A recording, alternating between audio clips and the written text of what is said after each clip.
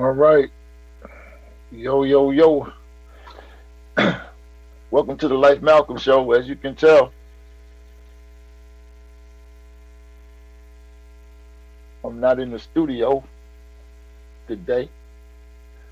As a matter of fact, I'm doing my first uh, Zoom show ever. I've never done a Zoom show, not like never done an In Touch News Zoom show. Like I've never actually hosted my own Zoom broadcast on my own Zoom channel. Like I've had a Zoom thing for a while, but everybody always invited me to theirs. So hopefully we have a nice and easy, smooth show. I'm your host, Life Malcolm, and this is the first live show of 2022. Um, yeah, well, the live Life Malcolm, the first live, the Life Malcolm show of 2022 on In Touch News. So I'm very happy to be back with you on the other side of the new year. I know how we do. We're going to start off as usual by offering deep and profound appreciations for the two people who make In Touch News happen from the top, DJ CEO and Mrs. DJ CEO, aka Tampa Bay Tammy. Really appreciative of everything that they've done for all these years with the newspaper and now with In Touch News Radio. And it's just really an honor and a privilege to be a part of the In Touch family, doing these incredible things in the Tampa Bay area. So I really want to appreciate and applaud them both for their hard work. um, Also, that appreciate my man DJ Bezel. See, I normally when I express my appreciation to DJ CEO and Mrs. DJ CEO, I can uh, I know I'm not gonna see them, like they're usually not there. I can usually see my man DJ Bezel when he's when I give him shout outs, but you're not there. And so hope you hear me, dog. One time for DJ Bezel doing this thing, man, somewhere out in cyber world. Uh, really want to appreciate all you do to contribute to the Life Malcolm show each week. Um, you know how we do it, right? So I I, I don't know, like Bezel, if you can hear me, Bezel. Well, yeah, I don't know if you can show a picture. Okay, maybe do I show a picture? Can I? I don't even know how to share my screen. I don't want people to see the wrong thing. I mess around and be done exposed some secrets that I want to, some things that I prefer to keep to myself. But yeah. So what we gonna do while we figure about maybe sharing the screen in the future? We gonna just go ahead and move forward with the Life Malcolm show. I told you that at the end of last year, as we brought the Life Malcolm show to a close for the 2021, I told you that my plan, my effort was to begin to bring a more structured show to you each week. And so this is my effort. Today we're gonna start it right here today, and we're gonna start by kind of bringing something old, some some things old into the new year, but we're gonna keep some of the old things too. For example, as has been our custom most recently, we're gonna start off with a little something light, and then we'll move to, of course, something heavy. And you know how we do. Also advise that we're gonna be bringing some political education to the Life Malcolm show. So we're gonna do that today. Our political education piece is going to be Combat Liberalism by Chairman Mao. No. Yeah. Combat Liberalism. That's what we're gonna do. By Chairman Mao Zedong, and so I'll read it. It's a nice, maybe 1.5 page lesson. I read it, talk about it just a little bit, and then talking about bringing in something old.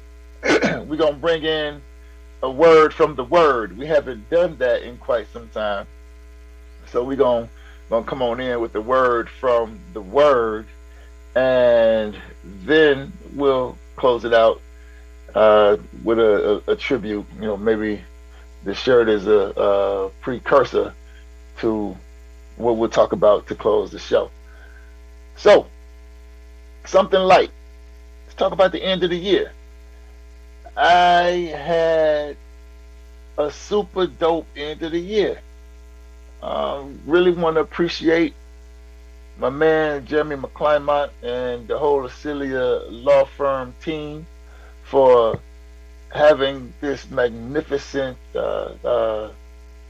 firm dinner at the oh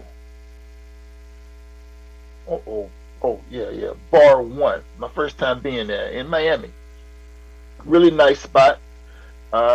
Big ups to him for it's an all African owned and almost all African staffed restaurant. The music was banging from the first time we walked in the door to the time we got up and left. I'm talking about. I mean, I have never been in a restaurant that played music like the old school pub. You know what I mean?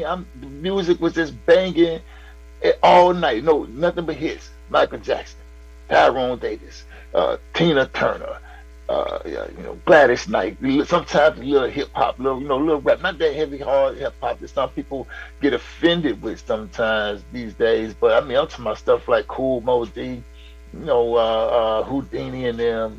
Just really, really, really, really nice ambiance. The food though, Bar One, I ain't dissing you or nothing, but y'all know that y'all was kind of slack on the menu. But maybe it's not your fault because there's a lot of shortages around. I don't know if you noticed out there, like, oh, DJ cut the music.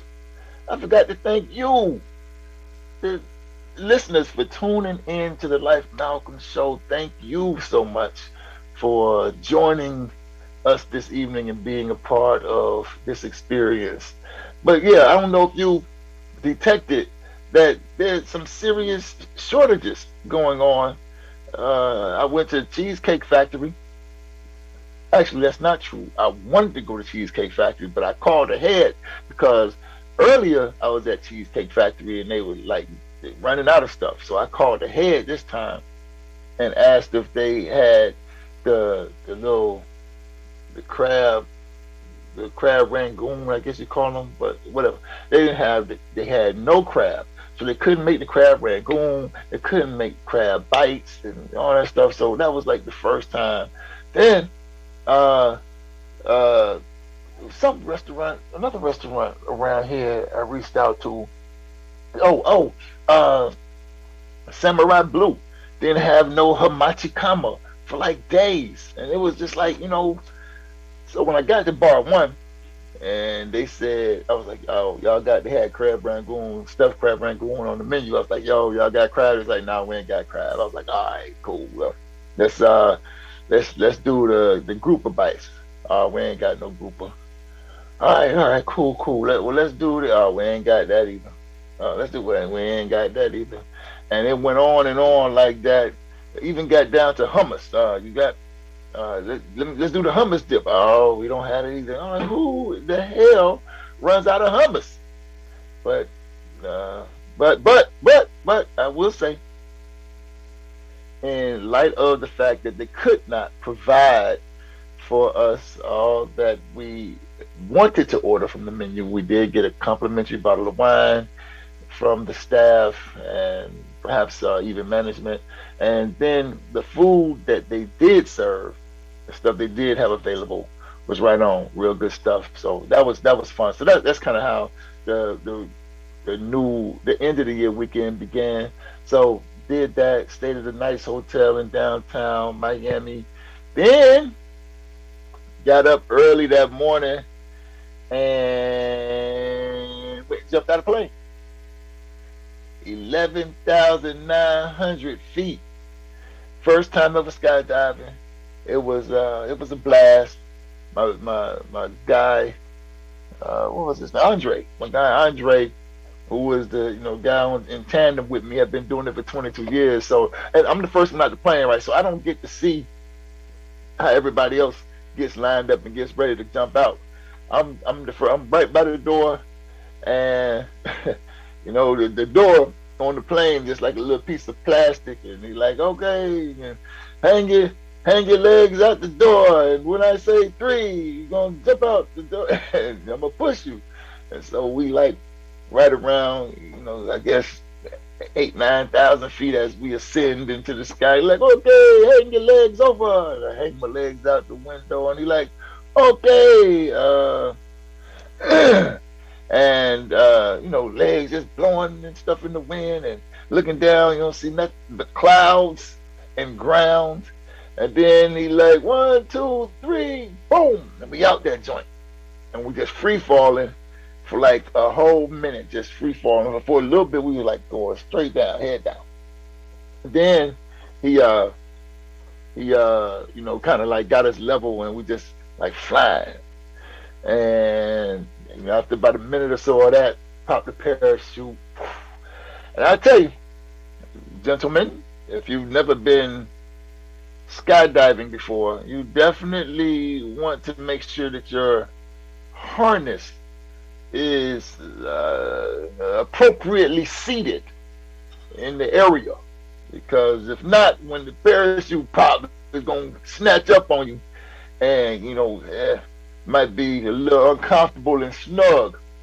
And I'm up there feeling a little bit of tightness, but I don't want to pull on anything because I don't want nothing to come loose while we're in the sky. So anyway, though, we got a cool video and all that. After that, came home, went to the Rose Bar, and hung out with my man Sean Wood one time for S. Dot, and my man Baye Perry. Absolutely beautiful people, very hospitable. Made sure I had what I wanted, what I needed. Really, really good dining experience. And so New Year's Day, Friday, of course, is New Year's Eve. New Year's Day is my birthday. And so get home Friday night after the Rose Bar and fell asleep before midnight. And so people were calling right after midnight, my mother, brother, sister, daughter, people like that, and I'm just missing all the calls. But it was fun, waking up to the calls. Then after the air adventure on Friday, we took a Segway tour, and the Segway tour was dope, man. Took the tour through the Riverwalk. I've never been all through the Riverwalk, but I think this Segway tour permitted me to see all the busts. If you in Tampa, yeah, this little area called Riverwalk, and the white people who run the city saw fit to put the heads of white people, the bust, kind of like the Hall of Fame trophies in the NFL, like that little thing. Not nearly as pretty and shiny as the NFL joints, but that little thing, So they got a bunch of heads all around the Riverwalk. Most of them white people, and they tell really nice stories about these white people who I'm sure were, enslavers, exploiters, definitely colonizers, etc. And then every now and then you got an African here and an African there. So it was cool to observe get an opportunity to see the busts, read some of the stories and fairy tales of Tampa. Learned a little bit about some of the history of some of the locations along the Riverwalk. For example, Armature Works. Learn a little bit of history about that. I don't want to spoil the tour for you if you go, so I won't tell you. But learn some things. Being native to Tampa and living here for quite some time, the tour itself really didn't offer me a bunch of new sights. and really not a bunch of new information. I can see how it would be really interesting and helpful for tourists and whatnot. But was able to get out there, did learn a few things, and I'd never been on a Segway before, so that was cool. Just being on the Segway, it was a very intuitive machine, made me want one. And after the Segway, so that was air, then the Segway was land, then bam, did the water taxi tour, which was cool. Again, same kind of situation, being native and local for quite some time. Not a whole lot of new sights, not a whole lot of new experiences, but nevertheless, did get the opportunity to, just do something different, be on the water taxi, hanging out. Did see a lot of the stuff I usually drive by 40, 50 miles an hour. Got a chance to see in slower motion and fuller detail. And how about this? Speaking of restaurants running out of stuff, the water taxi, one of the stops was Rick's on the River. Gonna eat there. Called Rick's. I was like, yo, y'all got some oysters? No, we don't have no oysters. So didn't go there. Went to this other spot called M-Bird at the Armature Works. And now I think that's like my new little favorite spot to hang out. Been there a few times since then. Bumped into my cousin JR, and that reconnection was quite dope. So all in all, man, I just really, really had and shoot. The birthday calls and birthday texts and Facebook messages were tremendous. And I tell you what, there were hundreds too. And I tell you what I did, yo. I made it my business. To respond to every one of those calls and every one of those texts and every one of those messages on Facebook and Instagram on the day. If they text on the day of my birthday, I did that. And so, calls kept coming in. So I did my best to respond to the ones who came in after the first, but definitely hit everybody back on the first, because I thought it's so cool that they thought enough of me to reach out on a very busy day for all of us. And that, ladies and gentlemen, concludes my something light. I don't have my man DJ Bezel giving me my signals, so I'm out here, trying to keep my own time to make sure I give you the structured program that I promised.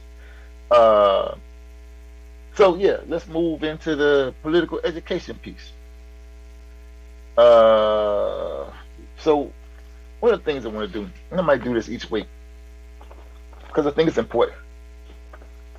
So this is a program from the African People's Socialist Party, from back in the day too, probably. Let me see what year it is. Oh, from 2004. See that? Been a member of the African People's Socialist Party for a long time. Been around the African People's Socialist Party for a long time. Was a member here. I'm a member now, but always been close to the party. And the party many, many years ago came up with this African pledge, and I'm gonna share it with you, and hopefully we can read it together in the future when I know how to do all my screen sharing stuff. But this is the African pledge drafted by the African People's Socialist Party. I pledge allegiance to my African people. I pledge to develop my mind and body to the greatest extent possible. I will learn all that I can in order to give my best to my people and our struggle for liberation through revolution. I will keep myself physically fit, building a strong body free from drugs and other substances which can weaken me and make me less capable of defending myself, my family, and my African brothers and sisters.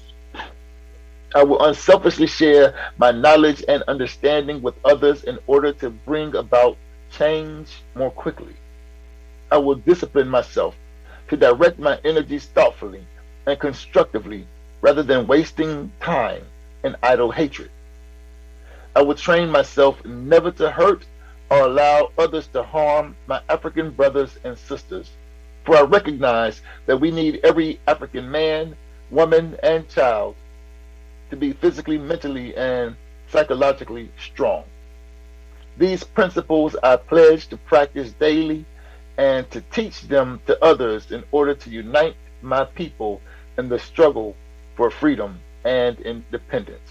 Uhuru. So yeah, that's the African pledge, and yeah, right on. So pick up on that. Matter of fact, we this broadcast I'm sure is going to be available for you, so you can go back and watch it and learn it and repeat it if you so choose. All right. So before we do political education pieces on the Life Malcolm, so we're definitely going to open up with that African pledge. And I don't have my glasses on because I'm told when I'm doing this kind of thing on the laptop, the glare kind of obscures my eyes to the viewer. So if I struggle a little bit as I read, just appreciate your patience. All right, this is Combat Liberalism by Chairman Mao Zedong, revolutionary communist leader of China, who is largely the reason for why China is what it is today in the world, and not some Uncle Tom lick-spittle country nation like once upon a time. They used to say you don't have a Chinaman's chance because Chinese had it pretty rough. But thanks to Chairman Mao and his revolutionary dedication, discipline, he brought China, as they say in church, from a mighty long way. So this is called Combat Liberalism. I'm going to read through this right quick. Talk about it just a little bit if we can. We stand for active ideological struggle because it is the weapon for ensuring unity within the party and the revolutionary organizations in the interest of our fight. Every communist and revolutionary should take up this weapon. But liberalism rejects ideological struggle and stands for unprincipled peace, thus giving rise to a decadent Philistine attitude and bringing about political degeneration in certain units and individuals in the party and the revolutionary organization. Liberalism manifests itself in various ways. To let things slide for the sake of peace and friendship when a person has clearly gone wrong, and refrain from principled argument because he is an old acquaintance, a fellow townsman, a schoolmate, a close friend, a loved one, an old colleague or old subordinate, or to touch on the matter lightly instead of going into it thoroughly so as to keep on good terms.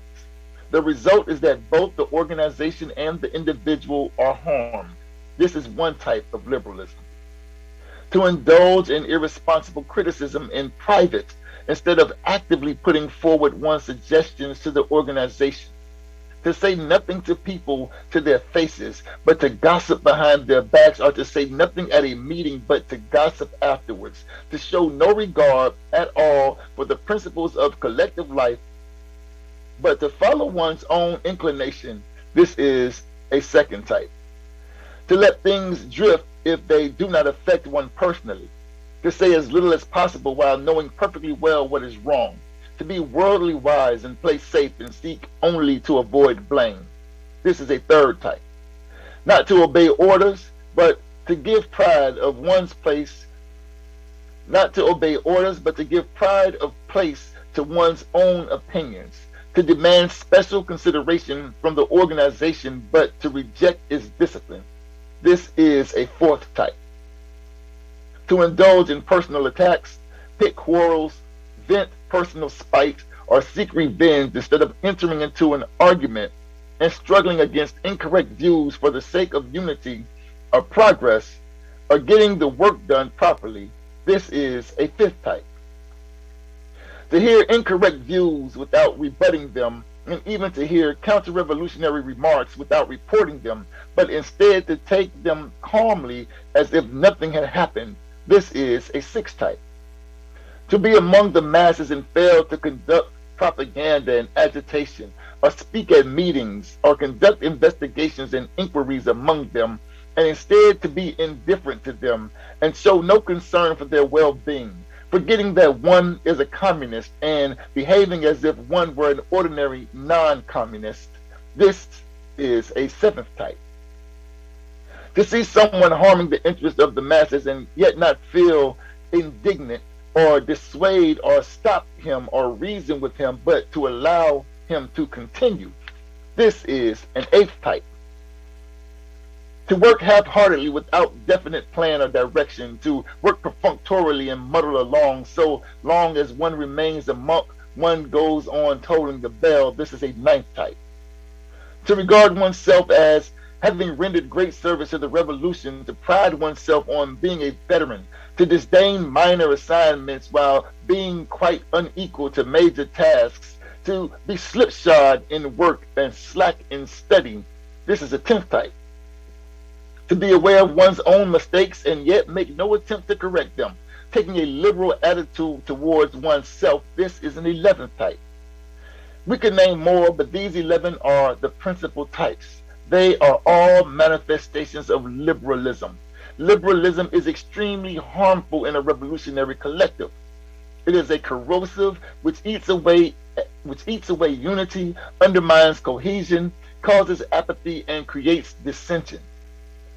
It robs the revolutionary ranks of compact organization and strict discipline, prevents policies from being carried through, and alienates the party organizations from the masses which the party leads. It is an extremely bad tendency.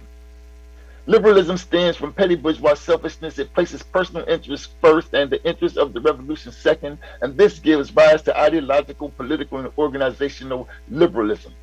People who are liberals look upon the principles of Marxism as abstract dogma. They approve of Marxism but are not prepared to practice it or to practice it in full.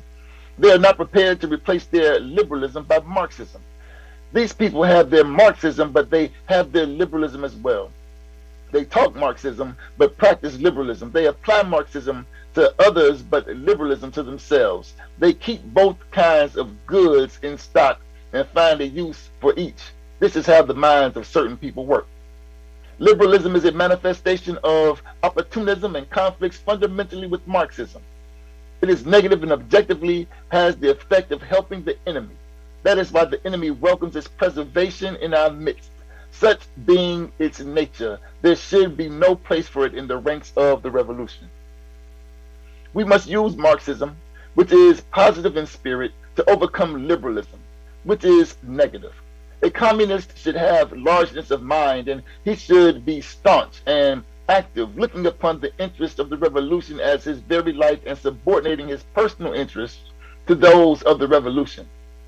Always and everywhere he should adhere to the principle and wage a tireless struggle against all incorrect ideas and actions, so as to consolidate the collective life of the party and strengthen the ties between the party and the masses. He should be more concerned about the party and the masses than about any private person, and more concerned about others than about himself. Only thus can he be considered a communist. All loyal, honest, active, upright communists must unite to oppose the liberal tendencies shown by certain people among us and set them on the right path. This is one of the tasks of our ideological front. All right, that's it. We're going to go to our first and only break of the evening. This is the Life Malcolm Show, y'all. I'm your host, Life Malcolm. We'll be right back.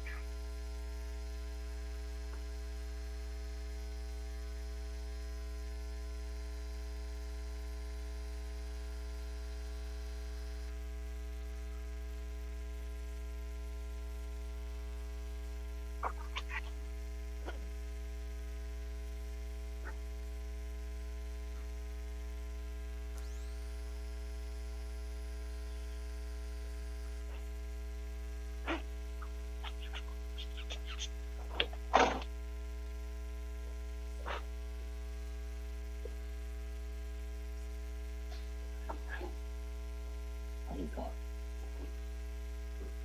How's your day?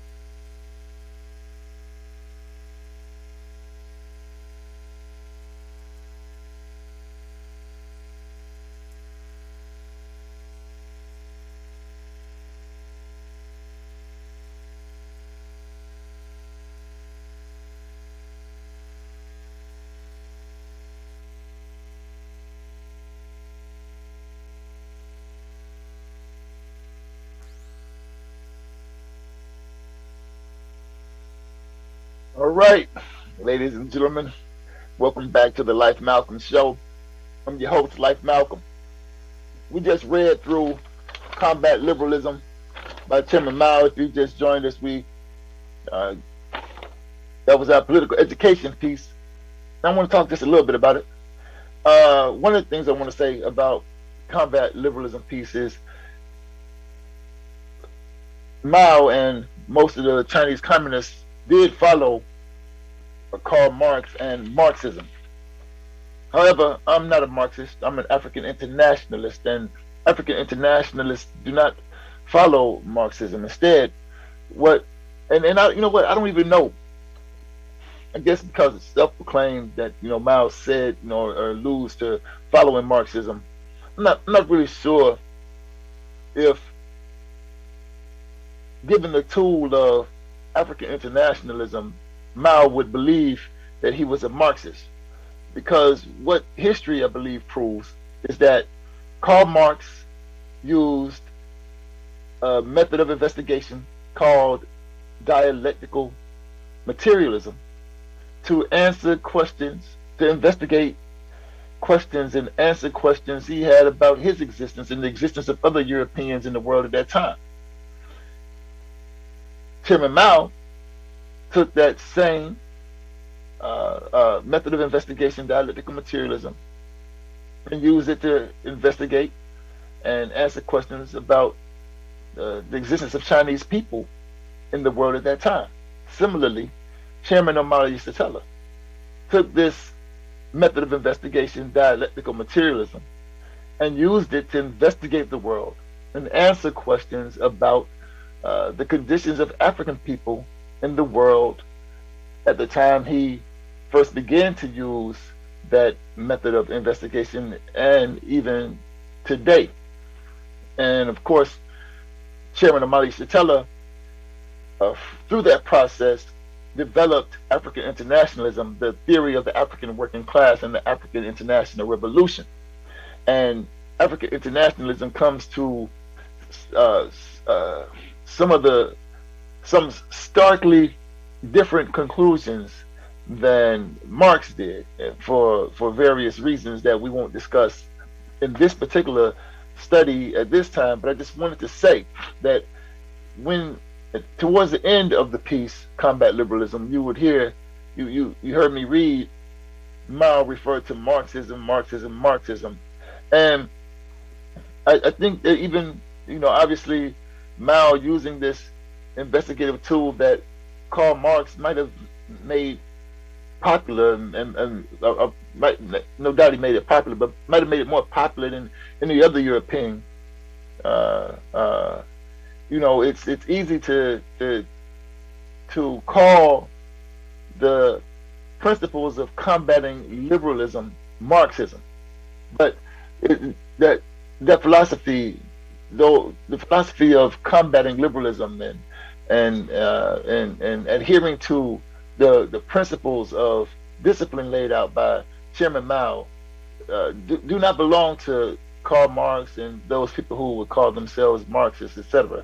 It's a tool to all those who would use it. So if you ever pick up the piece, African sister and brother, and read Combat Liberalism, wherever you see Marxism, you can just replace that with African internationalism. I think it's a very good piece, though, because even for those who have not yet joined the Revolutionary Party of African people, the African People's Socialist Party, the principles laid out in Combat Liberalism, at the very least, prepare those people who are not tied to revolutionary organization to become tied to revolutionary organization. These principles you can exercise in all areas of your life. And I mean, even like this one piece where Mao starts and calls it one type of liberalism, where he says to let things slide for the sake of peace and friendship when a person has clearly gone wrong. and refrain from principled argument because he is an old acquaintance, a fellow townsman, a schoolmate, a close friend, a loved one, an old colleague, or old subordinate, or to touch on the matter lightly instead of going into it thoroughly so as to keep on good terms. The result is that both the organization and the individual are harmed. This is one type of liberalism. And so, it's applicable. This idea of combating liberalism is applicable to many areas and many different types of relationships. And so, if you pick up on this and work diligently to combat liberalism in your own life on a daily, I'm sure that you'll whip yourself into revolutionary shape in no time and be ready to join the African People's Socialist Party. All right. So now for an old time favorite of the Life Malcolm Show, a word from the Word. So a word from the Word is this thing I started doing on the Life Malcolm Show because, a lot of people are liberal when it comes to the Bible and their religious ideas or what have you. I talk a lot to people who do Christianity, and their ideas about the Bible and about Christianity, about Christ, what they call Jesus Christ, don't really match up to the real world in history. Dialectical materialism is based on historical materialism, which is just applying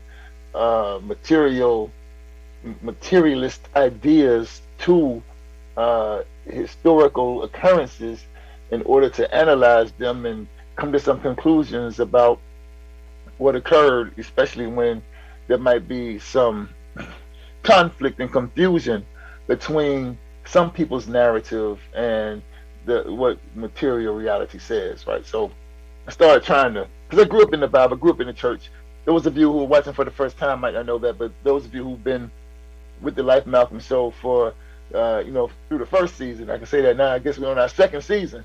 Those of you who, hung out with the Life Malcolm Show through the first season, know that I grew up in church and have that kind of background, and so I had to kind of reconcile my current materialist ideas with my former idealist ideas, where stuff just didn't make sense when I read it in the Bible. I read it, just didn't make sense. For example, like how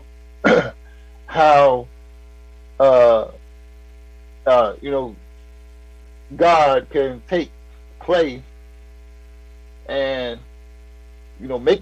take a lump of clay and make it in His image, and then blow into it, and then now it becomes a man. Just knowing what I know about biology and physiology and what have you, couldn't reconcile those two things. The idea of the lady where in Sodom and Gomorrah, she walking into something, and she was told not to look back, and she looked back, and the next thing you know, she turned into a pillar of salt. Now, I've never even seen a pillar of salt, but I just don't know if a person could turn into anything like whatever a pillar of salt might be. And so certainly these ideas, like, of course, Jesus walking on water and things like that, just, in my mind, it couldn't just be made up stuff, couldn't just be in the Bible to fool readers or trick us. This, after studying history and reading myriad books and listening to myriad teachers and scores of preachers, it finally, as my friend Fred would say, dawned on me. that everything in the Bible isn't meant to be taken literally. Like every word isn't meant to be taken literally. And so when I came up with that idea, uh, uh, it started helping me understand, or not necessarily understand, but reconcile the contradictions between what the Bible says and what I understand to be real and practical and possible. And when I would share it with people, they'd be like, whatever, whatever, whatever. Even last year when we started last season on the Life Malcolm Show and we started doing a word for the word, a word from the word, people would seem to have some appreciation for the concept, and even some of the expressions of the concept they heard on episodes of the Life Malcolm Show. But I don't think they were actually convinced, because I didn't come with like some kind of scripture that says in the Bible shows you not, even the Bible demonstrates that every word ain't meant to be taken literally. And I knew it the whole time. I just never thought about it that way until I was in a discussion with someone whom I love, and we're real close. But like Miles say, you can't let things slide for sake of peace and friendship. When the person is clearly gone wrong. And I'm not saying they're gone wrong. I'm just saying that you got to struggle. You got to have a principle struggle. And so it made me think. Made me think. And it dawned on me that it's in the Bible. The Bible itself demonstrates that every word in the Bible, everything Jesus said, for example, according to the Bible, ain't meant to be taken literally. I'll prove it to you. John chapter 3, verse 1. That's St. John chapter 3, verse 1. I'm reading from the King James Version. It says, there was a man of the Pharisees named Nicodemus, a ruler of the Jews. The same came to Jesus by night and said unto him, Rabbi, we know that thou art a teacher come from God, for no man can do these miracles that thou doest except God be with him. And Jesus answered and said unto him, Verily, verily, I say unto thee, except a man be born again, he cannot see the kingdom of God. And then check out Nicodemus now. This is a ruler. I guess you gotta be, somewhat worldly and worthy of being a ruler of the Jews. So, it's not, Nicodemus wasn't no slouch. And he said, well, how can a man be born when he is old?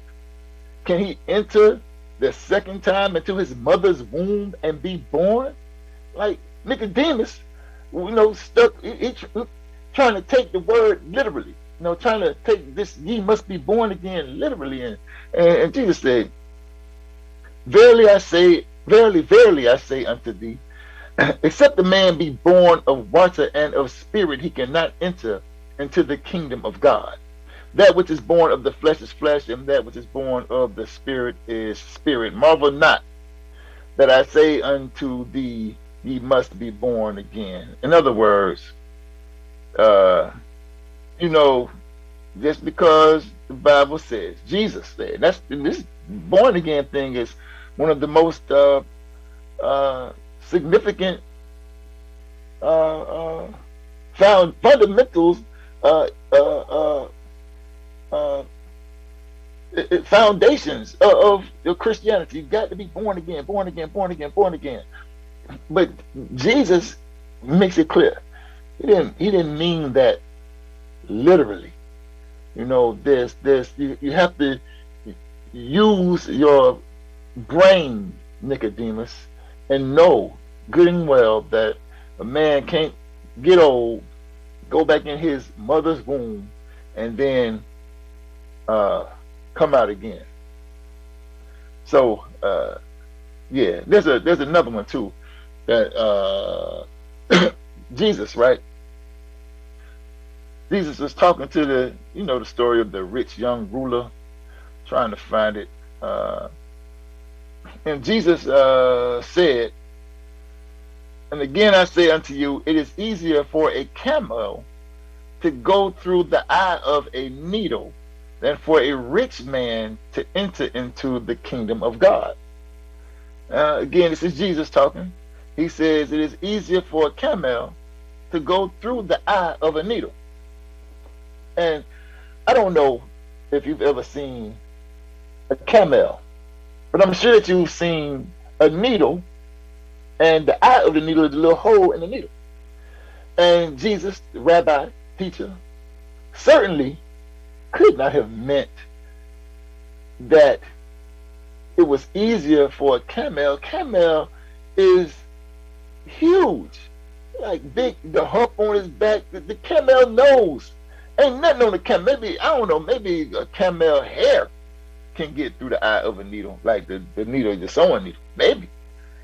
I never tried to thread the eye of a needle with a camel hair, but I do know that ain't no other part of a camel can get through the eye of a needle.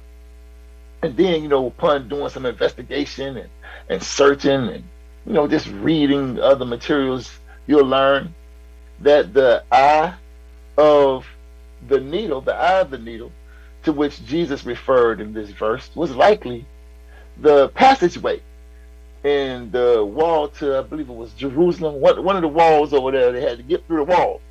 And I once heard a man talk about what a camel had to do in order to get through the eye of the needle, that opening in the wall. A camel is a pack animal, a tremendous pack animal. Carries, you could pack your house on the camel and travel.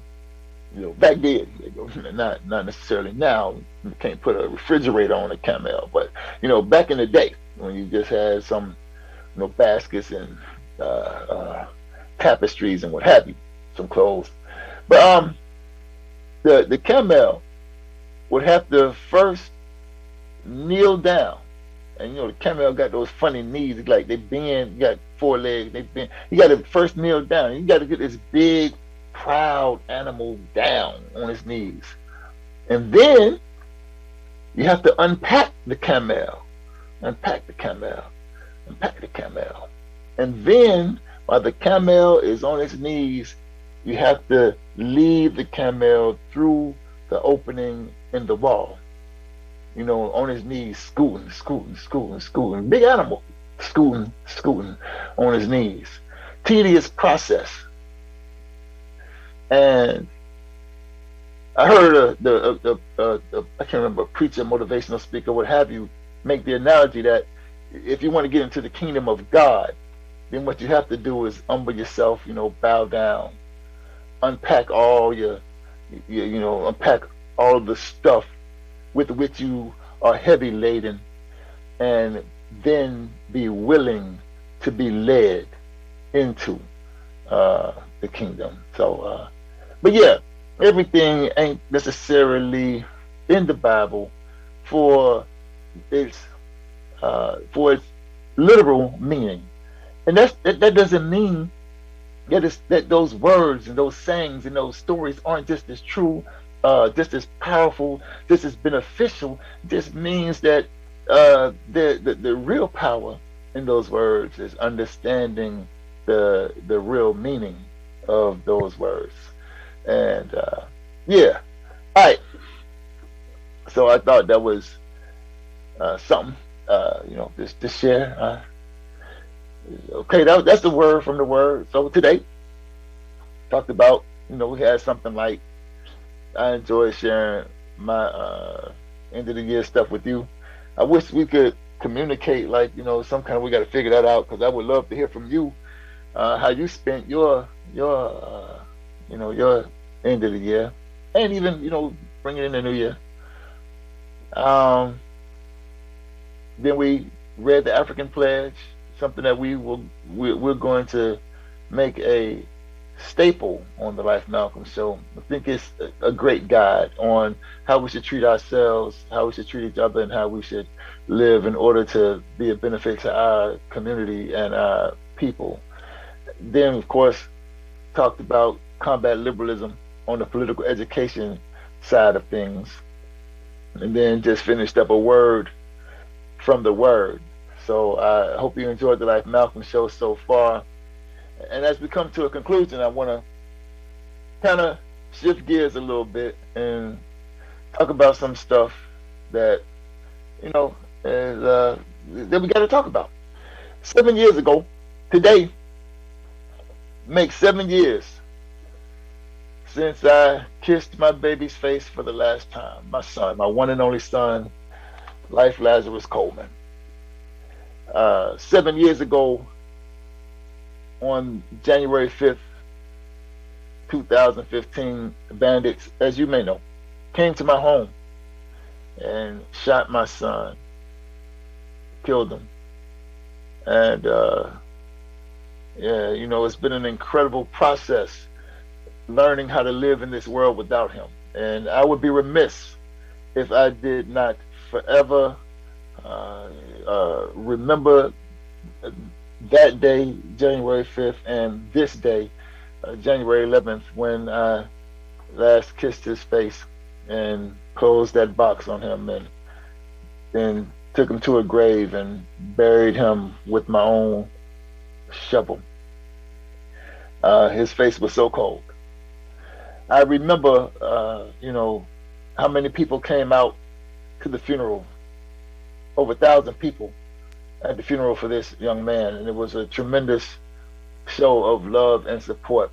And I think about where he was at that time at 18 years old, and where I was around that time at 18 years old. He will of course be 25 now, and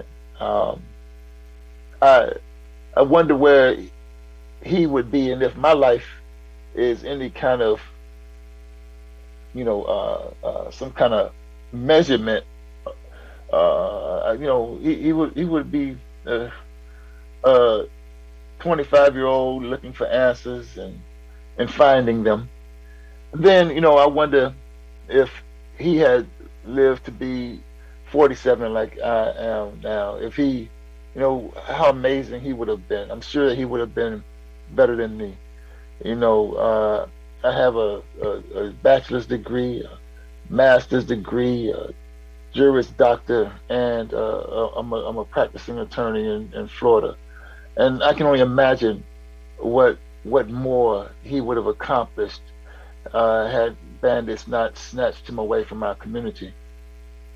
And so not only do we do a thing every 5th of the month right here on the lane called Grilling Chill in the Community Building, but every year though, on January 5th and January 11th, we do take a moment to call the name Life Lazarus Coleman and to remember his significance in our lives and in our community. And so I appreciate you allowing me to share that moment with you. There's also another moment though that I got to talk about right around the same time. You may know, man, 2005 was just an incredible year for me. The day bandits murdered my son in my front yard, when I left the hospital after watching him die, to get a phone call from the public defender asking me why I wasn't in court for pre-trial, because I had to go to trial the following week on some trumped up charges. Tampa Police Department and the Hillsborough County animal worker put some trumped up charges on me, and the state of Florida picked them up and tried me. I mean, took me to trial. And the woman with whom I lived at the time, she had some of the same charges. They dropped her charges, and same charges, same exact charges. They dropped her charges, but tried me for the same charges. Took me to trial, and I raised that because the day after I kissed my son for the last time, I was in trial for the first time. So tomorrow marks the 7th anniversary that I was on trial for felony animal. No, they dropped. They dropped it down from felony animal cruelty to just animal cruelty, which was a felony though. But animal cruelty was it something? It was something like 7 years and 7. I could have done 7 years in prison. So I think it was resisting arrest without violence, battery on a cop, and animal cruelty. So something like that could have sent me to prison for 7 years, 7 years ago, and they tried but doggone it, I had some tremendous people around me, including the public defenders. They worked hard, and we kicked their butts.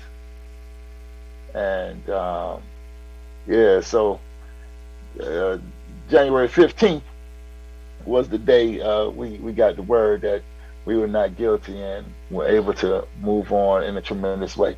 And now we're suing them in federal court and looking forward to kicking their butts one more time.